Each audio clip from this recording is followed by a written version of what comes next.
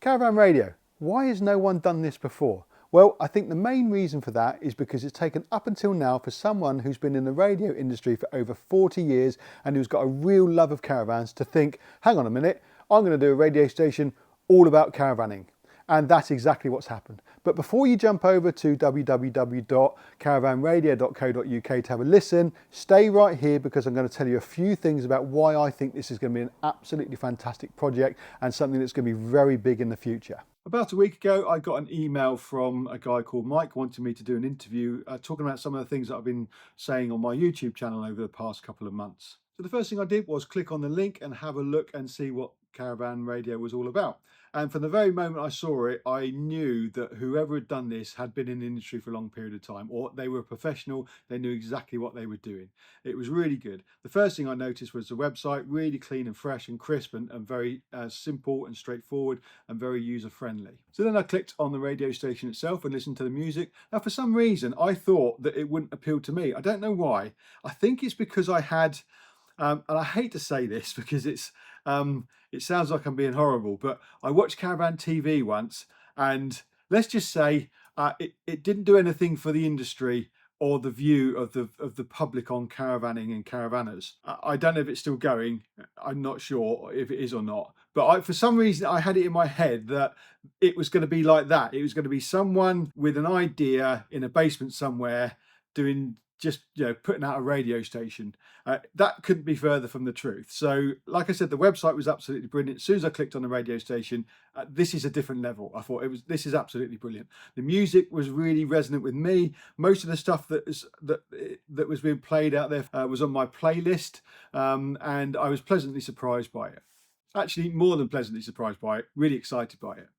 And then in between the great music was someone talking about caravan related stuff. And I thought, again, this is absolutely fantastic. It's something that I could resonate with, something I could relate to. I was interested to listen to what people had to say. It was you were listening to the music, but you were looking forward to the bits in between the music because you didn't know what was going to come up. Again, to someone who's into caravanning, and obviously I run a dealership and all this kind of thing, it was absolutely brilliant. So then it kind of got better from there. After I'd have a conversation with Mike, it started with a conversation talking about doing an interview. It then started to get into somewhere slightly different, which I'll probably talk about later on. But anyway, it moved on significantly from where we started it off from. But some of the big things that I took out of our conversation was the ethos behind this station. Mike was saying things that I thought, oh, this is just going to go crazy. The first thing he said was it's all going to be caravan related content. So you're not going to get things on there that aren't to do with caravans, that aren't relevant to the listener. Now, there are going to be adverts on there as it progresses. It's only been going 4 months, and already the take up on it has been significant, even to the point where the Caravan and Motorhome Club have got involved, and you'll see they're one of the main sponsors on there as well. There's a couple of other guys on there, Ted's Beds, and a few dealers on there already. But I think this is going to take off. I think the more people that start listening to it, the more people that get involved, the more input that's put into by the listener themselves. And then I think the caravan industry is going to kind of grab hold of it. And I think some of the big players are going to want to get involved in this. Now, you might think, oh, there's going to be adverts on there. But the thing with normal radio stations is that when the adverts come on, you kind of click off because they're not relevant to you. They're things like, they're burial things and they're trying to sell you life insurance and all that kind of thing. Well, on a caravan related channel, all the content is going to be caravan related. So even the adverts are going to be relevant and relatable to you. So you're going to be looking forward to the bits in between the music to find out what the latest gadget is, or to find out what Swift are doing, or whatever the advert happens to be. Because it's related to the caravan industry and to you as a listener, you're going to want to know about it. So I think that's the main difference. Is on the normal stations, they use a scattergun effect where they've got millions of people listening, and they'll put out adverts, and hopefully a small proportion of those people will not turn off for the first thing, because that's what we all do, and then listen to it and then act on it. It's a very small percentage of people that actually take up on those offers when they're trying to advertise to so many people. But like I said, because you're listening to it because it's a Caravan radio station, and because the people advertising on it are caravan related, it's absolutely targeted to what you want to know. So I think it's going to be fantastic for people who do actually advertise on there, and it's going to be really good for you, the listener, because you're going to be getting targeted information that you're going to be really interested in. So don't worry about the advertising. I think you're going to enjoy that. The other thing that Mike said that was really interesting and kind of pricked my ears up was the ethos behind the station as a whole. It's not going to be catering to the people who pay for advertising. I think I've said this before in other things like the caravan magazines and some of the caravan press. They're getting paid by the people that they're talking about, so they can't say bad things about them if there are bad things going on, because you don't bite the hand that feeds you. And the thing that came across with my conversation with Mike was that that isn't going to be the issue here. It's not going to be the case. So if there is a major manufacturer that is advertising on there, but we have an issue with a major manufacturer, which if you see my other videos, obviously you know that I have strong feelings about that, because you do, not just me. It's because you do have those feelings, that I'm just kind of reflecting it and kind of showing it back. So that was really good. So it's not a case of if something gets said on there that isn't kind to one of the manufacturers, that it's going to get vetoed or that isn't going to be the case. So Mike's going to have full control over what's being put out on the station. And I think that is absolutely fantastic, because I think that's going to really get everyone who we want to talk to really listen to the public and to you as as the consumer, because you have got a voice, you do want to be heard, and I think if you can talk to the manufacturers and the parks as well. Obviously, Caravan and Motorhome Club are sponsoring this, but this plays right into this, because judging by the comments on some of the videos that I've already done, you've got some strong feelings about the prices of the sites that you're going to with the Caravan and Motorhome Club, that the prices are going up too much. Now, I think that there is a reason behind that. I have heard on some of the comments that you think it's because they're being greedy and they're rubbing their hands trying to get as much money out of you as possible. I don't think that's the case. I think it's because they have to do it because of market forces, because of what's going on behind the scenes in the business, and they have to charge that kind of money because otherwise they're going to go under and they're going to be in trouble. Now, that might be the case. It might not be the case. But what a fantastic place to get all this out in the open, and if it becomes big enough, which I got no doubt it's going to be, then your voice is going to have more weight. And if you're all asking about this kind of thing on the comments, so you can message the studio and give them your comments and ideas of what you want to hear. And if you have got something to say, again, you can message the station, and if it gets enough traction, then I think there will be programs addressing these kind of things. So if that gets to that point, then the manufacturers and the Caravan Club and everyone else who seem to be kind of out of the way, that you can't talk to and you never hear from them directly, I think are going to have to get involved. Now, wouldn't it be brilliant if, I don't know, if the financial director of the Caravan Club came on and said, look, we have to do this because of X and Y and Z.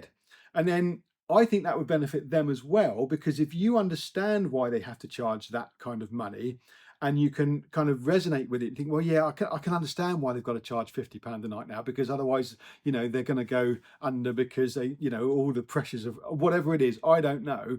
That's going to be really good for the Caravan Club. It's going to be really good for the consumer, because you don't mind spending that money when you know it's for a genuine reason. If you think it's because they are penny pinching and they're trying to fill their coffers with as much money as they can physically get hold of, you're going to feel slightly aggrieved about paying that money to go in and enjoy yourself in a caravan on a lovely caravan site. I just don't think that's the case. But this would be a fantastic place to kind of hash that out and find out what is actually going on. And it would benefit both parties as well, because like I said, if you don't mind spending that money and you're more likely to do it, then you're going to start going a little bit more, and you're going to be using the sites. And then as more and more people use the sites, hopefully then the price can come down because they're not under so much financial pressure. I don't know, I might be just waffling, as I always do, but I think this medium, and I think how big this could possibly be, will be able to get us to be able to say to the manufacturers and whoever it happens to be, look, we've got something to say, this is what we're saying, do you want to respond to it? Now, if they don't want to respond, well, okay, that's not a good position, but I think the market is going to dictate that they have to. Sorry about that. Got me soapbox a little bit there. But as you can tell, I'm quite passionate about this. And I think this is going to be the one place that we can actually start talking to these kind of people and get your views on it as well, and get it out in the open and get this trust level to a place where I think it needs to be. So that's the main two reasons why I think this is going to be a fantastic thing to get involved with. The fact that it is caravan related, so all the advertising and everything and all the programs are going to be pinpointed to what you're interested in, and you're going to find them exciting and fun to get involved with as well. That's the whole point of it, is if there's a program on that you've got something to say about, you can get involved and say something about it.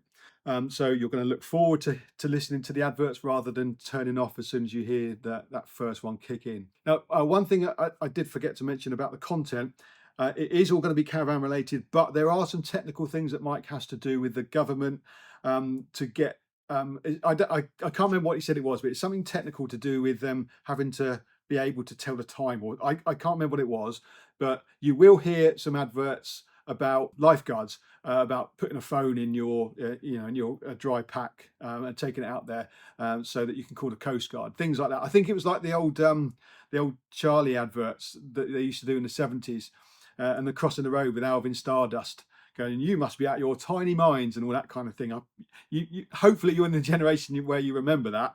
I would have thought so. They filmed that Alvin Stardust one outside Ruislip post office. I used to go there. I could have been the guy actually walking across the road, being out of my tiny mind. Anyway, you know what I mean, don't you? And the ones with the frisbees going into power stations and things like that. So I think you're going to hear that kind of content, but there's something technical that that he has to do to get that on there. And also on the website there's news as well. So there's current news is also on the website, which again is really good, because when you go there you're getting your current news from there as well. So it's kind of a one-stop shop for that too. Also, Mike is saying that he's been in the industry a long time, has got some quite hefty strings he can pull. One of the guys who's doing the voiceover is a household name. I was going to tell you who it is, but I'm not going to, because I think I'm going to do a little quiz and see if you can guess who it is once you've listened to it. Sorry to butt in, but I've just seen you can cheat if you go to the website and look at the About Us section, so don't do that. I know the voice, but because the context wasn't there with the voice, it took me a minute to kind of get it. And then when I knew who it was, I was like, oh yeah, it is that person. But it'd be interesting to know if it was just me who couldn't get it and you go, oh yeah, I know who that is. So if you guess it straight away, put it in the comments below and let me know who you think it is. If you haven't got it in the next week, I will do another video next week and give you a clue to who it is. But it is definitely a household name. You definitely would have heard of them. And as soon as you get their name in your mind, you go, oh yeah, I can see who that is. So that's just a bit of fun, just to see if you know who that is. But because say Mike's been in the industry for so long, this is going to be a professional thing. It is going to, I'm absolutely 100% sure that it's going to go to big levels.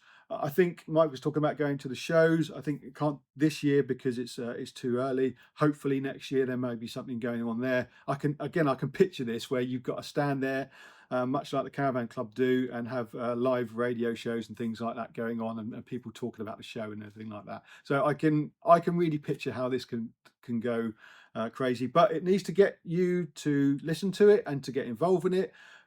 If you think it's a good idea, pop it in the comments. Let me know what you think, any ideas you have. It will be great to hear those. I can pass them on to Mike. Well, you can actually, because we can just go on the website and put it in there. So yeah, you don't have to go through me. The other thing is, you might hear a familiar voice on there before too long. I'm not going to say too much about that, like I said. We'll see how that goes, but it looks like they're going to need a technical expert on all things caravan, on the kind of the technical side of things, where you've got a problem with this and a problem with that, and you need some advice on it. Now that's what I do on a daily basis. Oh, I'm giving it away now, aren't I? Anyway, that's what I do on a daily basis. So it might be that I get a bit more involved with that side of it as well. I think that would be really exciting to do. So, like I said, as you can tell, I'm pretty passionate about this. I think it's going to be really good. Let me know what you think, and have a listen. That's the main thing. And don't forget, it's only 4 months old. there's going to be lots more content as more people listen, as more people get involved. He's going to get some of the YouTubers involved that kind of do this kind of thing already and go on the station. I'll put well, you can have a look on the website and have a look and see what the schedule is at the moment. But I think that's only going to get bigger, and it's going to get better as more and more people get involved. And I think I think this is going to go quicker than Mike thinks it's going to go, especially when we start getting it out there in the forums and getting you guys knowing about it. Because I know that when you're driving along, even when you're not in your caravan, because it is caravan related, you're going to be interested in it, and it's going to be something that I think you're going to really want to get involved with. So again, waffled on too much. Click on the link below if you can't be bothered to type in my ideal caravan. You can't be bothered to type in caravanradio.co.uk. There's all the information on there that you need to know how to listen. You can ask Alexa. I'm sorry for all the Alexas waking up. I did it again. To play Caravan Radio. There's something you've got to say that as the station gets bigger will come off, because it costs quite a bit of money to get this thing off. Again, something technical, but you have to say this thing, and then once you've said that thing once, I think Alexa will play it.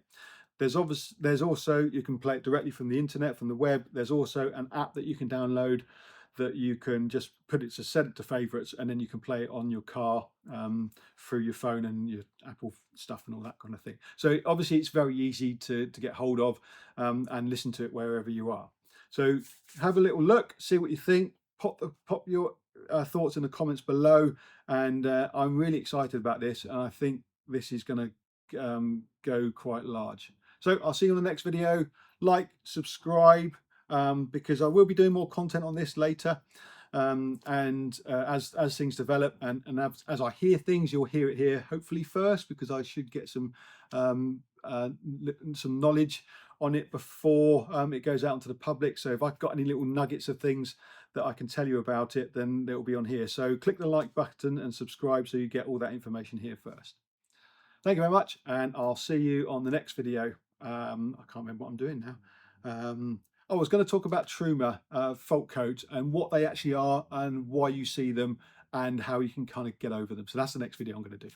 So I'll see you then.